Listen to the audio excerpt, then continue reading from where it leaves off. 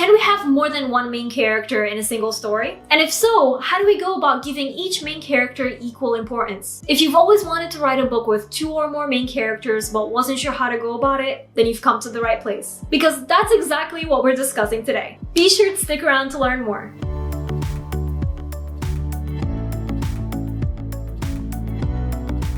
Hey guys, Nour here, and welcome back to my channel. And for those visiting for the first time, hello, I'm the fantasy author of the novel Divinity Falling. Be sure to subscribe for weekly writing advice videos. So, to answer the first question I asked in this video, yes, you can have more than one main character in your story. In fact, we've seen this done many times over in books. Cassandra Clare's Shadowhunter books all have several main characters. George R.R. Martin's A Game of Thrones has multiple main characters. And my novel, Divinity Falling, has 2 main characters. So this isn't a foreign concept. Personally, I loved writing a story with 2 different point of views. I found that it made storytelling easier because I had room for more action, more plot, and more character development. So if you're intrigued by multiple main characters, here's how you could write great ones. To start, limit the number of your main characters. Remember, just because you could have more than one main character doesn't mean that all your story's characters should be protagonists.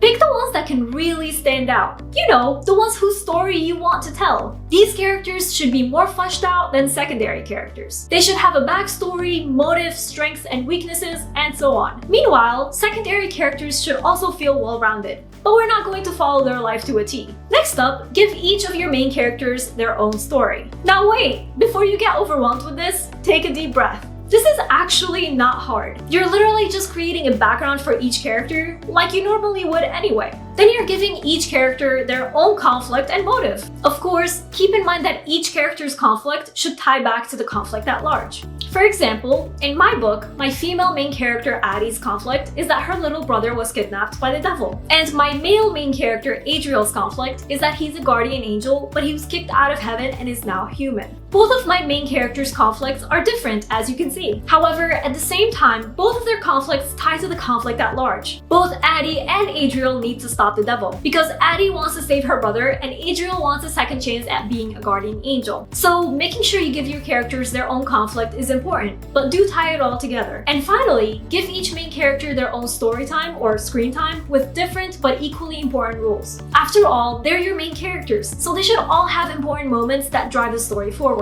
Never give one main character more time than the others. If one main character has 200 pages and the other only has 100, then you didn't give both equal importance. At that point, you may want to consider only having one main character. So make sure all your main characters do things to move the plot and keep things interesting. So that's all I have for you today. I'd love to know, are you or have you ever written a story with more than one main character? Let me know in the comments. If you're new to my channel, make sure you subscribe. I put out weekly writing advice videos that will take your story to the next level. Also, don't forget to follow me on social media to see what I'm up to from day to day and to chat with me. And before we go, I just want to give a quick shout out to Sarah Frayne, Lori B, and Alan J. Early for my shout out tier over on Patreon, as well as all my amazing patrons. Thank you all so much for your support. I really appreciate it. And remember, Nour for president!